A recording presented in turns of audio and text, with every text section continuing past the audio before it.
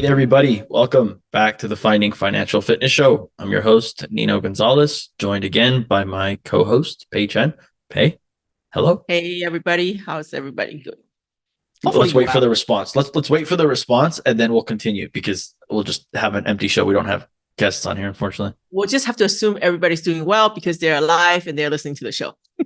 So today I jumped on our Zoom, and so Apple did their annual update where they bring out the new phones and then they change the new iOS systems, whatever. So, anyways, the way we record with the iPhone and whatnot. So there's a fancy like new update with the iPhone and how it relates to the continuity camera with how we record. So now when you do virtual backgrounds, the virtual backgrounds look extremely like legit. They're not like the ghetto ones on Zoom where if you move this way, like half of your face is cut in. So Apple's pretty cool.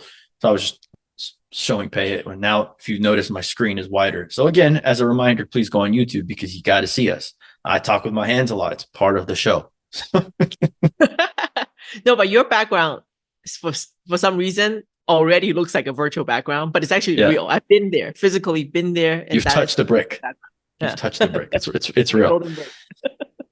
Yeah. No. Well, speaking of the brick in the house, the topic we wanted to talk about today, it's a sensitive one for most people, for myself included, because I always go back and forth with this, kind of picking up on our conversation about velocity banking, sort of, because when we look at velocity banking, we're talking about cash flow, and everything that we do is through the lens of cash flow.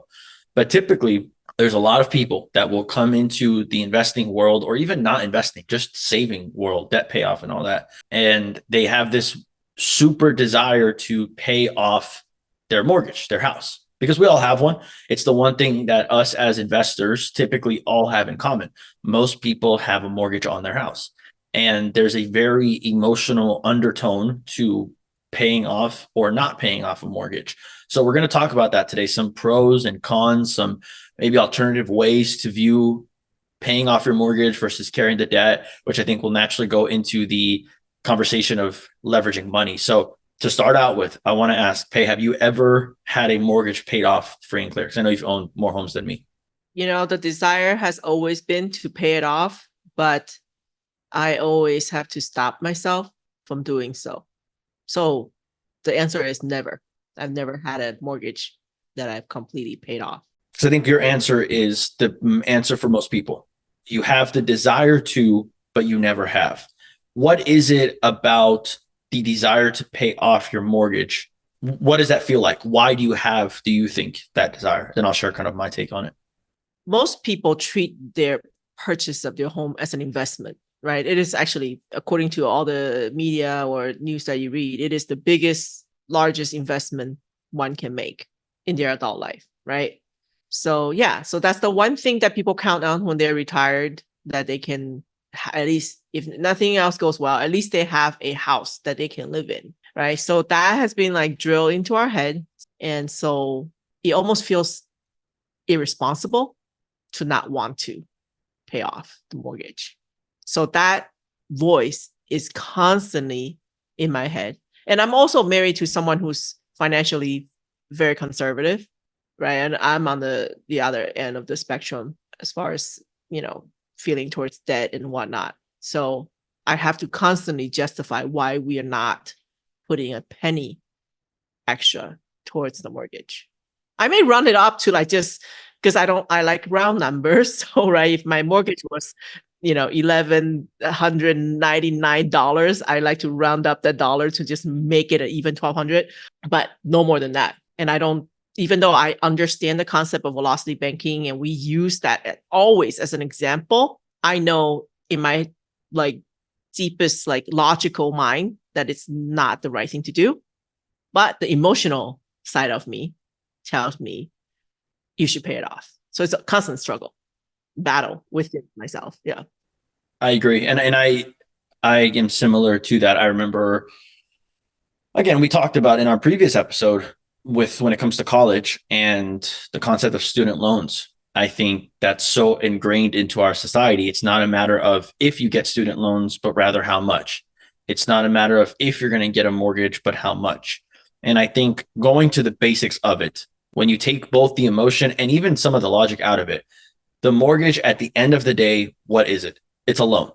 It's a loan. It's a loan collateralized to your home. It's very similar to a loan on your car. The difference being that that your home will, if you trust the trajectory of history, your home will more than likely appreciate in value versus the car. Unless you're walking into a very rare sports car or classic automobile, your car is going to primarily depreciate in value. So at the end of the day, it is a loan, and you owe that loan. And if anything, it's a very, very long loan. Most mortgages are 30 years. So I think when people come into the not only the investing world, but just becoming financially savvy and just saving, they start looking through the lens of their cash flow differently. And they start realizing, hold on a second, my biggest expense for most people is their home. And so they figure, well, if I can get rid of this expense and this loan, then good, I'm going to be out of debt. Or they read Dibs on Your Money, or they talk to professionals, and they realize, because they see an amortization calculator, and they realize how much over the life of a 30-year loan they're paying in interest. And that's scary, because ultimately, if you're not thinking about it from any strategy perspective, if you buy a house for $300,000, more than likely, if you go the full 30 years, you will have paid $600,000 when you factor in principal and interest. And people, when they realize that, get this revulsion of, hold on, I didn't pay $300,000 for this home. I mean, I paid $300,000. I didn't pay $600,000. Let me do everything in my nature to pay it off. And that part I can understand, because it's a lot of interest. And we talk about paying off debt. We talk about using velocity banking to pay off debt, as it gives you the option and the control to be able to do that. And that kind of leads to the next point. Okay, those are all the facts. Now we go into the logical point of view. All right. Before we go into the emotional, because I think the emotional will take a little bit longer because there's a lot of emotions. On the logical stance, how do you look at it? All right. You have to look at it the same way you would look at financing an investment. All right. So let's assume your home, and I know it's going to be low for most people given we're in 2024. Let's say your home mortgage is $200,000. Okay. And let's say your home was around that pay. What was your monthly mortgage payment for a $200,000 house, roughly? That one probably was around, well, including tax and insurance and whatnot, it was close to $1,900. Well, let's take out taxes and insurance, because taxes and insurance you have to pay regardless if you have the mortgage or not. So keep that in mind. I won't factor that in. Let's say $1,200. Is that fair? Yeah, a month. That's okay. Fair. In just your principal and interest. So we're not talking PITI here. So if you look at it strictly from an investment standpoint, that would mean you have to look at it from the inverse. If you had $200,000 cash today, and you had the option to either A, pay your mortgage off entirely, and you free up that $1,200. That's the same thing as assuming you took that $200,000 and put it into an investment that's paying you $1,200 a month, right? So if we do some quick math, $1,200, I'm using this new fancy iPhone calculator, which is dumb. So if you do 1,200 times 12, which is 12 months in a year, you're looking at $14,400 that your investment would be paying you every single year. Okay. And that is roughly, let's say 200,000. It's about a 7% return, 7.2% return, which again, we need to look at the cash on cash metrics first before we look at the cash flow. So 7.2% return on average, and I'm going to use this very loosely, on average, the S&P 500 returns somewhere along those lines. All right. So dollar to dollar, it's almost equivalent paying off the mortgage as it would be to putting your money into the S&P 500. If that's what you're looking at, entry level, pay off the mortgage or invest into like the S&P 500, hoping it compounds, my personal take would be to pay off the home in this scenario. Why? Because that home, once you pay off that debt, the risk of that debt ever coming back is zero. You've paid it off. The debt is now zero. The risk of losing that money in the stock market is higher, right? So you're hoping for a 7.2% return, whereas in your analogy of paying off the house, you're guaranteeing yourself you're going to gain 7.2% return. Following? Okay. Yeah, cool. Absolutely. Okay. So that's how I look at it. Now, that's entry. That's like base level one. Now, how do you look at it from a cash flow perspective, the next level? So the assumption that the example that you used is someone who, I guess, somehow either you had a windfall or, you have the money, you have the lump sum to pay it off. So in that calculus, that makes sense to pay it off. But the average individual is not going to come into that kind of money, right? So what we're always doing is, if say I wanted to pay off my mortgage early, the typical people, either they refinance into a 15-year mortgage, right? That's one way, or they start making chunk payments, right? Every time I get a bonus from work or not, I'm going to throw 5,000 in here. I'm going to throw 2,000 in there in the hopes to accelerate that mortgage pay down, which is, which works. Or the third method was what we talked about, right? Redirecting, using the velocity banking method, redirecting all the extra surplus cash flow into chunking it down, right? So that slowly you're reducing that burden. So these are the three kind of major different categories of how to do it. So when you really think about it, right, what are you essentially doing? You are essentially giving your cash flow to the bank so that if you need the cash out, you now have to apply to get that money out, right? So first of all, most people don't even realize that. Their assumption is, yeah, I'm going to work and I have the money, I have the surplus cash, so I'm going to put all my money in there. But who can predict the future? Something could happen. You could lose your job. And all of a sudden, without income, which bank is going to lend you the money? It's your money. They're not going to lend it to you, though. It's hard to get that money out from under the house. So first of all, that you lose that control. So that's one thing. I will factoring that in before I forget, because in your scenario, in your example, if you lose your job, all right, let's assume you lost your W-2 job. Now you're sitting on that cash, and let's say you go to a bank to get a home equity line of credit or an all-in-one. What's the first thing they're going to ask for? Pay statements. Well, you just lost your W-2 job, so now you're really SOL in this case. I just wanted to make, because that's another point to keep in mind. Although you have the money in the house and you're going to want to take that money out, you go through the steps, you still might not be able to get that money out. Just wanted to kind of caveat that. Keep going. Yeah. So, in that sense, the average individual is not going to have that option. If you're like 15 years into paying your mortgage, first of all, when you're making those extra payments, because it's an amortized note, on the monthly, you're not going to enjoy any extra cash flow, right? So you're essentially just locking up your dollars until you're able to pay it off. And that could take, 7 years, 10 years, who knows, right? So that's the piece of hesitation in my mind. Logically, I know that this is not where this may not be. If I'm comparing investing or putting my money into paying down my mortgage, I'm hesitant to do so. So that's one piece. And then the other piece is, yes, I can pay off the house, but if I live there, I'm the primary resident. This is my primary resident. I actually pay it off. What does it give me? I get to free up my mortgage payment, but I'm still on the hook for taxes and insurance, that piece we talked about.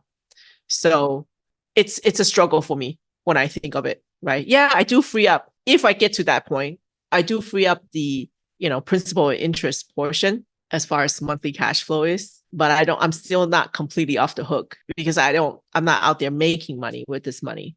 But if I was looking at from an investor point of view, and this was a rental unit, I'm much more inclined to throw my dollar in there because somebody else is paying me.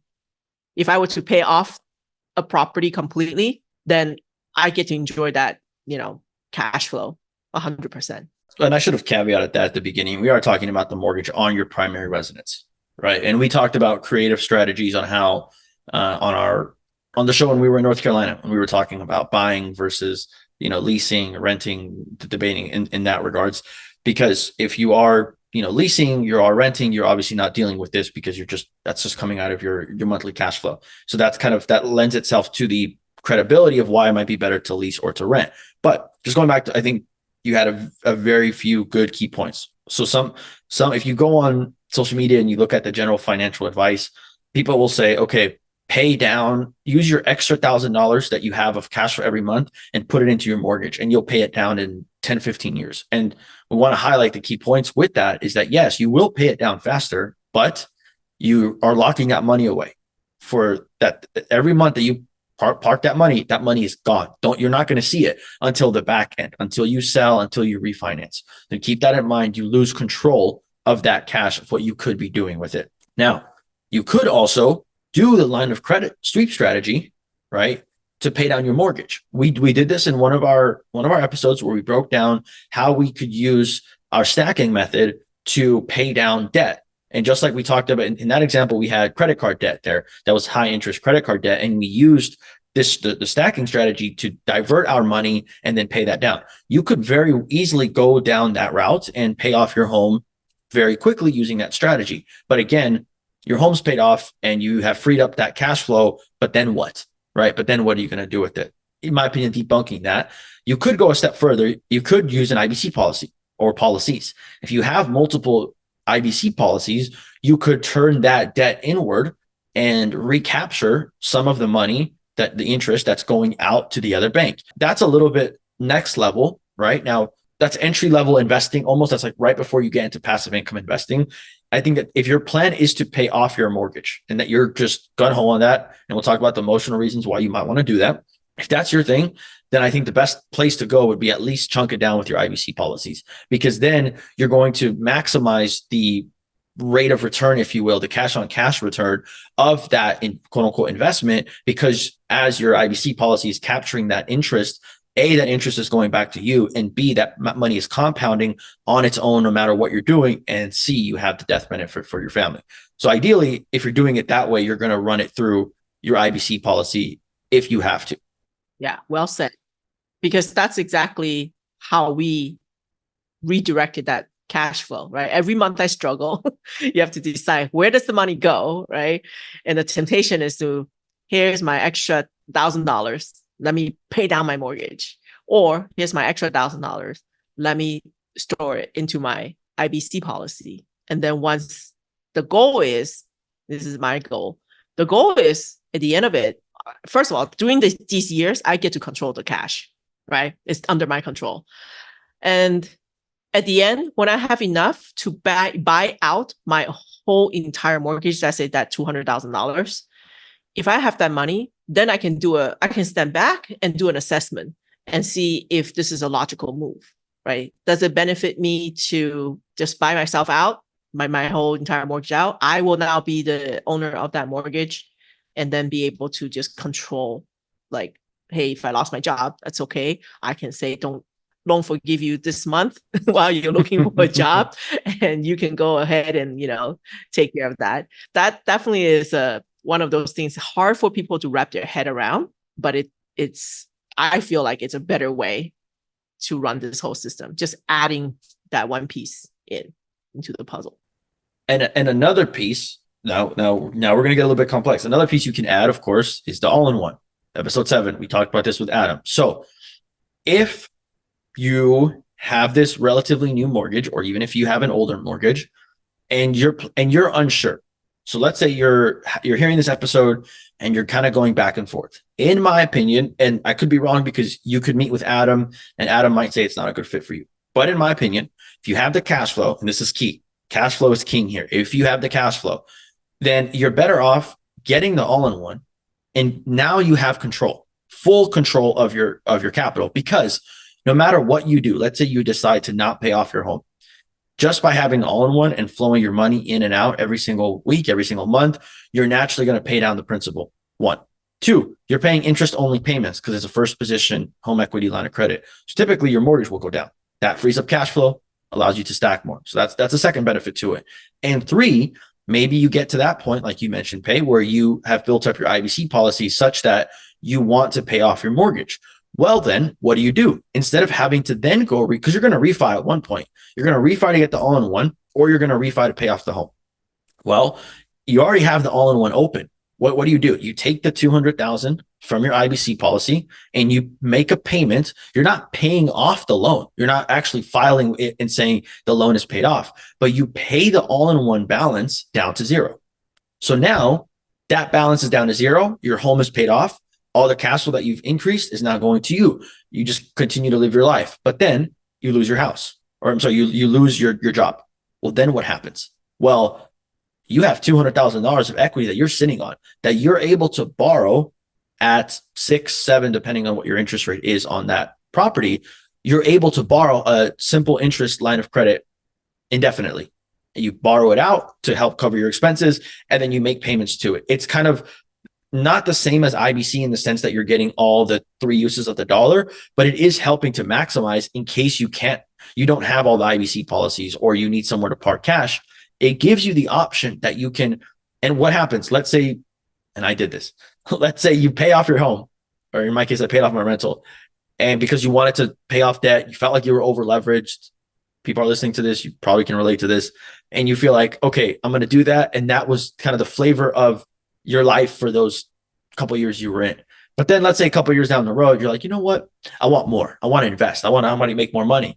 Well, you just take that money out and go invest it and start playing around with it. Now you have money that you can play around with and throw it out. And you just take that money out. And now your mortgage payment just becomes the interest that you have remaining on the outstanding principal on the all-in-one. So that's where I think the all-in-one can be key in kind of balancing that strategy and giving you all the control and all the flexibility. So be sure to revisit our episode that For sure. talked about the all-in-one.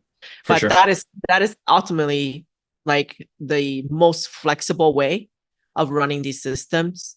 And for those who are able to get the all-in-one, definitely look into it. It really helps with the kind of the challenges or hurdles that we've talked about as far as paying off your mortgage, right? Because the idea of it is great, but the actual execution of it, there are nuances to it, right? I'm not saying to not pay off your mortgage. You can definitely do that, but I'm just saying before you actually go down that route, make sure you have these like fail-safe things set up so that you're prepared for the unexpected in using these tools that's available to you, right? Because that we talked about that emotional piece, right? Sometimes the numbers doesn't matter.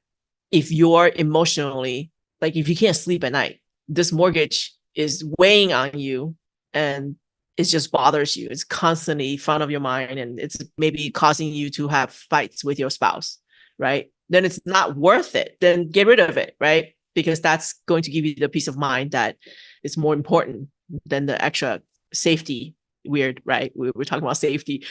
Sometimes it's just such an emotional topic that its logic doesn't matter.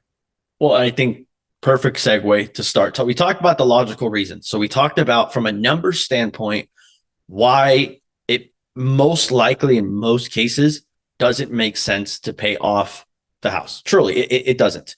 Now, that's not to say that there's not an emotional benefit to doing it. So we'll start talking about that. But I wanted to talk about really quickly, there's a hybrid between logical and emotional, where if you have a Venn diagram and you have logical and emotional, there's certain components that tie into both of those. One of those is just a generic fact that the average American moves every 5 to 7 years. Now, I'm not saying some people that applies to you, some people it doesn't. So I'm not bell curve. We're talking about the majority under the curve. Okay. So if you think that you're planning to move in the next 5 to 7 years, now there's two arguments. You can both use the logical and the emotional argument here.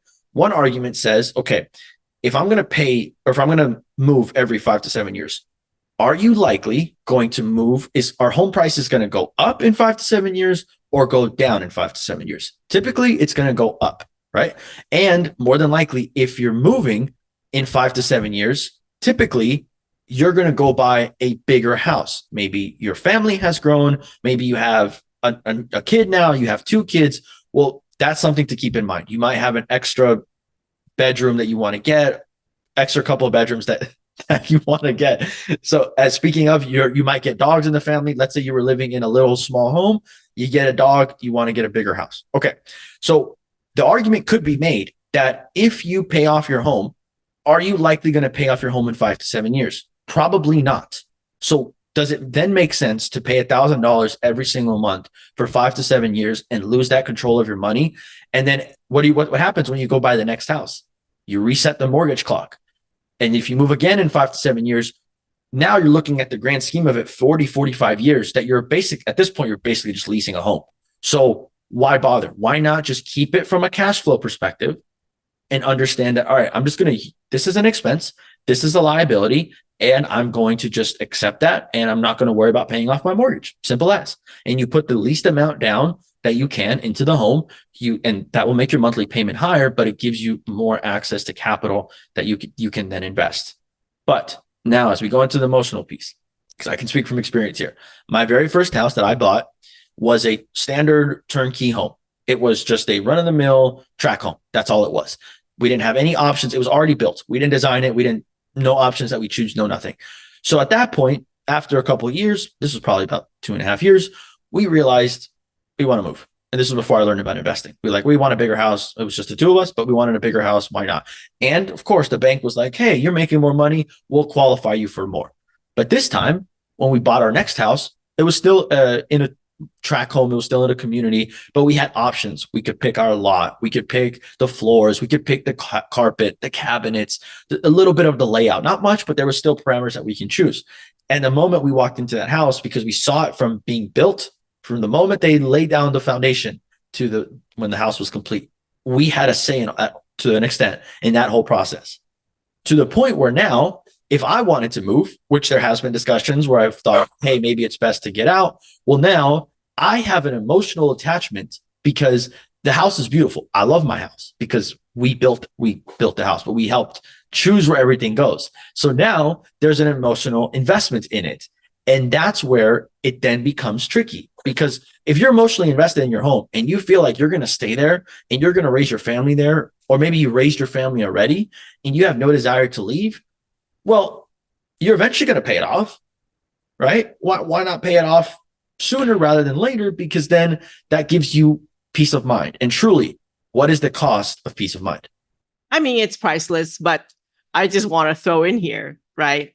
One of the things that people tend not to talk about, and this kind of goes back to the logical side, right? I know the emotional side, but then the logical side is inflation. Okay. Think about a 30-year mortgage, right? Doesn't matter what interest rate you currently are with, but think about inflation. Today, let's say that $200,000 mortgage example that we're talking about, like it's going to cost me $1,200 a month to pay the mortgage. 30 years from now, $1,200 is nothing because of inflation, right? So you're sacrificing the future growth of the dollar by paying it off early. So in reality, this is a unique perspective. I didn't even think you were going to bring this up. So you're basically saying, if you used and you shuffled all of your money and paid that mortgage down extremely fast, well, your mortgage is going to stay the same for 30 years. So by the time you get to month 240, 280, 300, 320, by the time you get to that monthly payment, well, your monthly payment is still $1,200, but the value of the dollar has gone down. And so your purchasing power has gone down. So you sacrifice today's expensive dollars for tomorrow's cheaper dollars. Dang, yeah. That's hard. That's one of the voice that's always hard. In your head. Yeah. Right? Because, I mean, today's $1,500, $1,200 is quite a lot. But 30 years from now, I'll bet that $1,500 is nothing, right? That same mortgage in that time frame, because also, and this is the counter argument to that, because correspondingly, you would assume the home would have gone up in the same amount of value. Maybe not the same appreciation to match inflation, but maybe it did. And again, we can't predict the future, right? If you look at if you would have bought a home 30 years ago, sure, your mortgage might be $400 right now a month if you're finishing up those monthly payments. But good God, what's the house worth now? If you bought a house for 80, 90,000, you're swimming in equity now. So maybe it was better to pay it off at the time, but herein lies the dilemma. You can't predict the future. It's really hard. And I've seen it, because 20 years ago, the first condo that Mike purchased, when we were still actually just dating, I still remember it was $82,000. It was a condo in Boston, right? And his monthly payment was $700. What's that condo worth now, do you think? It's probably worth about $400,000 now, right? And the mortgage obviously it's 30-year mortgage. Yeah, you'd still be paying the same $700 for that's insane. And that's, you mentioned it, so we're going to go back to the logical point of view. Let's think about this. Your mortgage on that condo, would still be $700 today. And you're 20 years into a 30-year mortgage. Well, more than likely, most people would have moved out of that condo, just like you did. If you still own the condo, what would you do? You would rent it out. What are you going to rent it out for? Realistically, $2,500, probably more, $3,000. I mean, it's in Boston. At least $2,000. That's at least $2,000. So now you're cash flowing $1,300. And what's happening is that's cash flow, meaning they're paying your mortgage. So if the condo keeps appreciating up and up and up, eventually it's going to get paid off, not by your dollars, but by somebody else's dollars. Eventually it gets paid off. Then at that point, at the end of year 30, whatever the rent is charging, and again, 10 years from now, our rent's likely going to go up or go down, more than likely going to go up. So your cash flow is only going to increase as you pay off the mortgage. So in that sense, what good would it have done in your scenario to pay off that condo with $2,004 as opposed to $2,024 when you could have invested that same $2,004 into a stacking system, built up your passive income more and more and more, and you let the renters, or even if you were living there, you accepted that the cash flow was going to go out and that was just going to come out of your cash flow and it was just going to eventually appreciate. And so it's tough. See why we struggle with this so much. And that's what I wanted to have this conversation about. Again, going back to the emotional part, there's something to be said about being debt free. And I think in our society, there is a push to glorify being debt free. And to an extent, I agree with it, because if you look at the average consumer, the average American, they're carrying debt, but they're not carrying good debt. They're carrying credit card debt. They're carrying debt in the range of 22, 21%, or they're carrying debt with corresponding, as you say, doodads, right? They bought an RV, they bought a car at a high interest rate. They bought things that maybe they didn't need, or maybe they bought things that they needed, but they just bought way out of their price range because a bank would give them a loan for it. And in that case, this home loan, I don't think it falls into the same category. Now, I wouldn't necessarily call it good debt. I think there's a such thing as good debt, bad debt, and kind of neutral debt. That neutral debt, you can turn into good debt, or you can turn into bad debt, depending on how the overall cash flow is.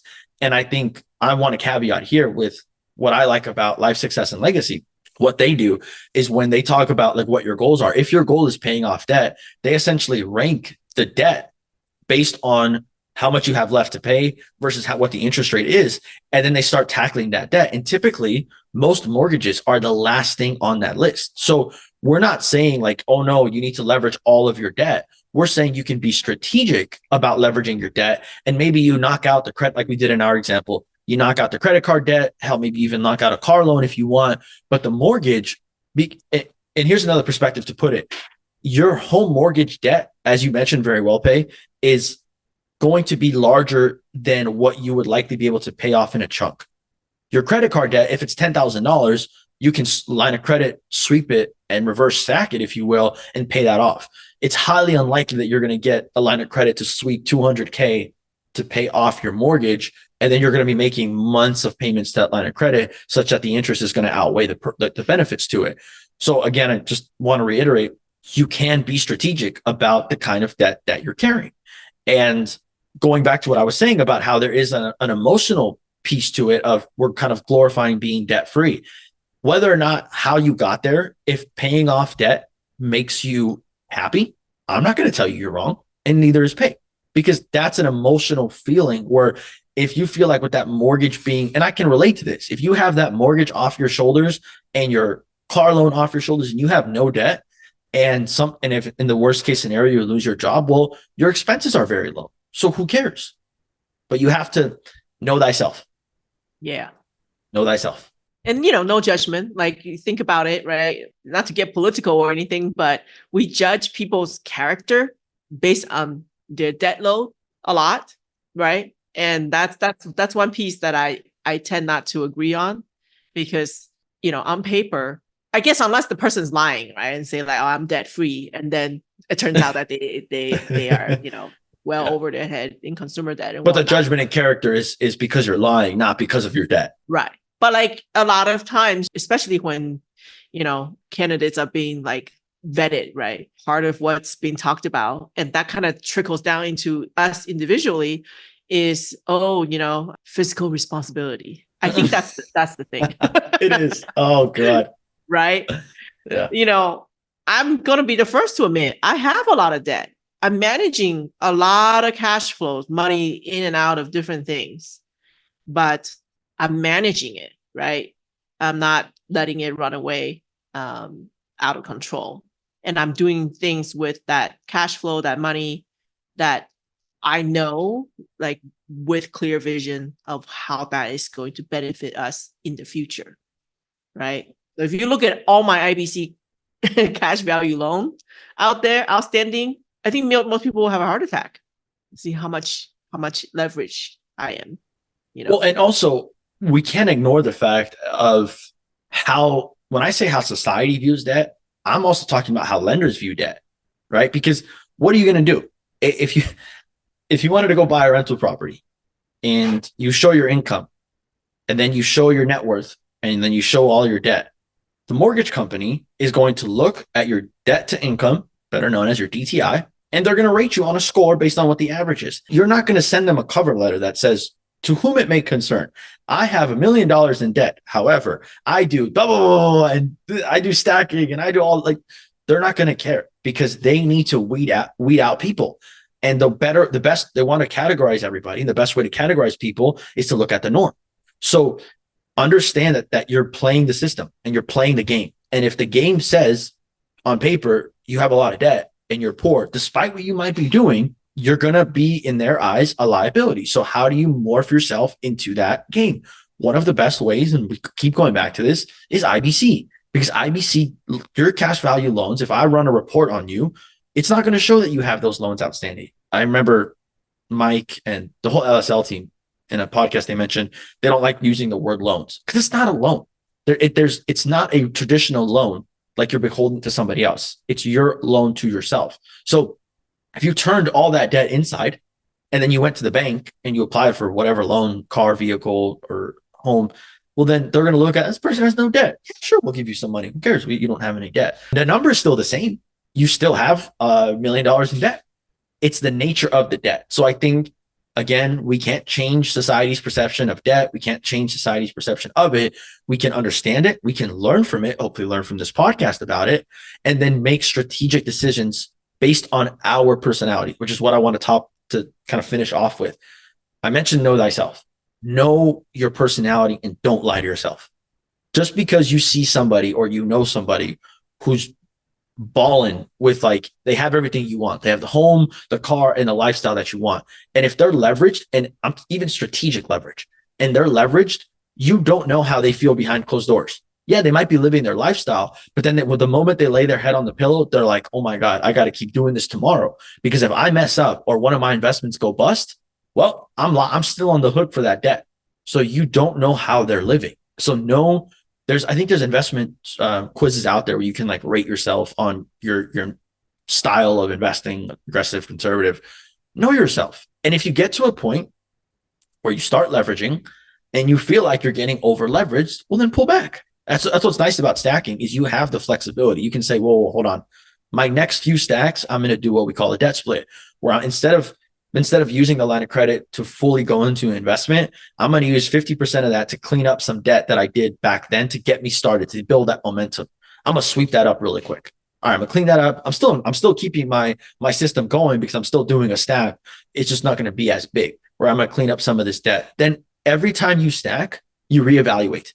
All right, this next stack, which is going to last me the next 5 months, I'm doing a debt split to it. 5 months later, all right, your net worth has gone up because you have a new asset that's bringing in more money. You've paid down debt. So now you can start analyzing and saying, now I feel comfortable. Now I don't need to pay off debt. Or maybe maybe an investment goes sideways and you realize, oh crap, I lost money here and I was relying on that. So now let me go free up some cash flow by cleaning up some debt, controlling it a little bit.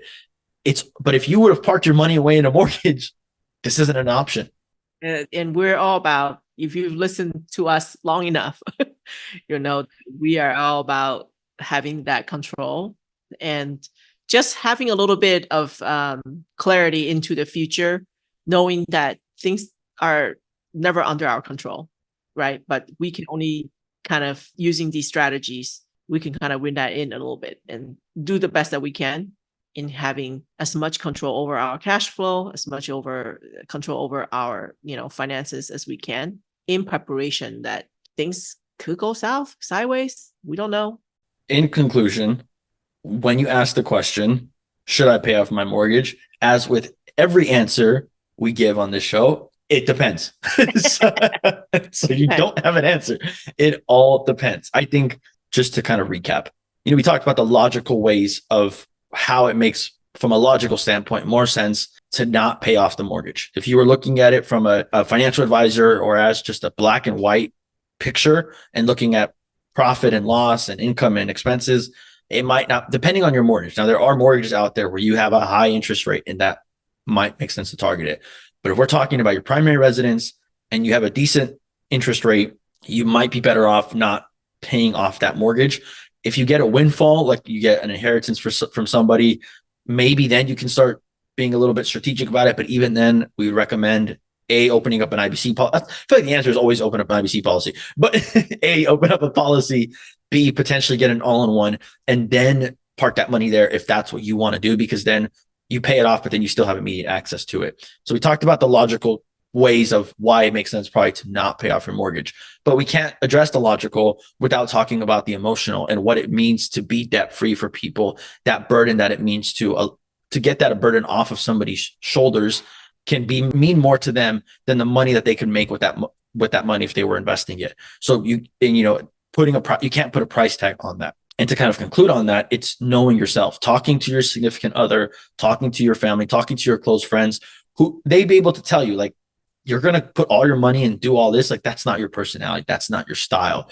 And again, just to recap everything, with the strategies that we're talking about, with passive income stacking, with the all-in, with the IBC, as Pei very well mentioned, we're all about control. And what that control gives you is it gives you the option to make the decision and then go back on the decision or change your decision as you, as a human, evolve and as you grow and as you meet new financial parameters. Because the answer today might be, I'm not going to pay off the mortgage. But in 5-10 years, you have enough coming in of passive income, you don't really care to have any more, because it's not, as we mentioned on previous episodes, once you get to a certain level of income, having more is not necessarily going to make you happier. But if you use that same system to pay down your debt, well, paying down that debt might add a little bit more of relief, which in turn will actually make you happier. So keep that in mind. Understand the projections, know thyself, and be able to make and have a strategy for what you're doing. I really hope this helps, because this is a very common discussion that everybody has, us included. Over the last 2 years that I've been doing this, I've had this conversation with myself at least once a month. This side's telling me to pay it off. This side's telling me you're an idiot. Why would you pay it off? Yeah. But what we mentioned, almost it will become more of a formulaic almost, right? If you have these things set in motion, set in place, these are, I would just say, like all-in-one, IBC, cash flow stacking. They are kind of the pillars of wealth. If I were to write like a guide or like just like draw a little simple drawing for a 10-year-old, like, invite someone, hey, auntie, how do I become rich? I will draw that picture for them. Do this, do that, and here you go. Follow the plan. The yellow brick road. Yeah, for sure. And I think, like, I can speak for myself. I think in the future, I will probably be on this podcast and saying, like, hey, I decided to pay off my mortgage, pay off my house. If you've met all of your lofty ambitions in life and everything that you have is covered, and making an extra few $100,000, you don't even know what you're going to do with the money. Why not just pay off your home? Why not just pay it off and park it? So I think there's a time and a place for it. But when you're getting started, or even when you're a few years in, because of the sacrifice that you need to make of momentum, it will slow you down from getting to that end picture. But that end picture, there is something to be said about getting on cruise control. And part of that cruise control could be paying off debt. So options are there. And that's what we like to have. And that's what we like to talk about, is having these options. So once again, Pei, I appreciate your wisdom, your knowledge, your insights onto owning homes. I appreciate you bringing furry friends into this collaboration. Yes. Again, another reason why we tell people, please go to YouTube, because you'll see Pei randomly bring on dogs that are not hers. She's just kidnapping dogs. Exactly. I'm holding him for ransom. Oh man, thanks again, Pei. Everybody, appreciate you guys tuning in. Stay tuned for the next episode of Finding Financial Fitness. Thank you. Take care.